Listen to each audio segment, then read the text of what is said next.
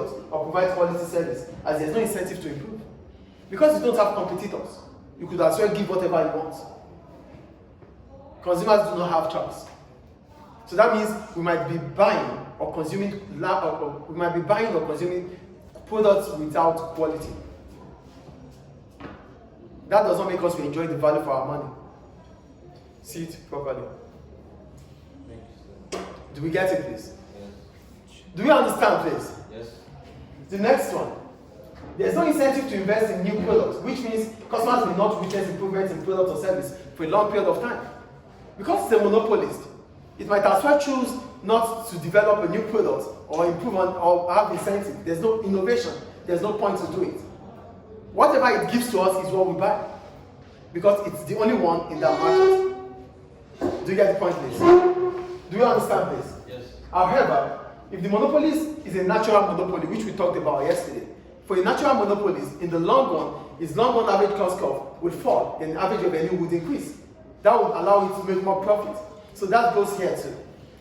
If the monopolist is a natural monopoly, it may exploit economies of scale, because it's going to be the only one producing goods or services in that market. It will be able to produce large quantities, which allows it to reduce its average cost of production. That's a benefit to consumers, because consumers will be paying a lower price. Is it clear? No. No, this is a benefit for the firm, no? Consumers, a lower price. They will lower the price if they lower the... A natural monopoly will operate on a larger scale. Can you just stop that? A natural monopoly will operate on a larger scale. That reduces its average cost of production. So if average cost of production is reduced, the low price will be passed on to customers. Okay. So it's an advantage for customers, because customers will be buying at an affordable price. No. The second one, consumers will also benefit even if the monopoly is a profit maximizer, as splitting the firm into two or more may lead to higher costs, and price may be higher than the profit maximizing monopoly. So the point is this: when you have two or more firms in the market, it means you have to adjust for factors of production. Yes or no? And because you have to compete for factors of production, the price of factors of production would rise. Unlike when it's a monopoly, which has all the factors of production to itself. Are you guys getting what we're talking about here? Firms need factors of production. Yes or no? Because factors of production are the resources that help in the production of goods and services. So, if we have only one firm using all the factors of production, it will use it without competitors. But if the industry is split among different firms, that means there are two or more firms in the market. It means they have to struggle, they have to compete with the factors of production.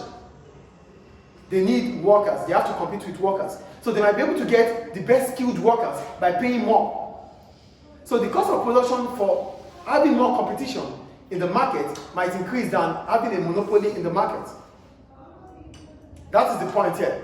Do we get it or not? Yes. Despite the fact that the monopolist will be making is a profit maximizer, it will still be able to exploit economies of scale, because it's the only one producing. So the price a monopolist will charge, is still going to be lower than if it is in a competitive market. Because in a competitive market, firms have to compete with factors of production. And because there's competition about factors of production, the price of factors of production would rise.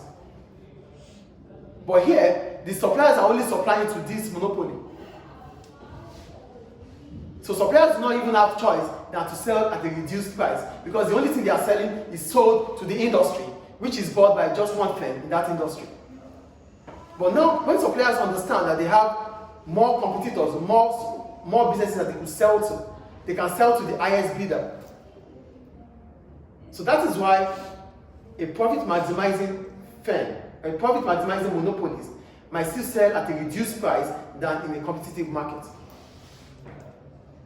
Is it clear? Yes. Any questions about that? No.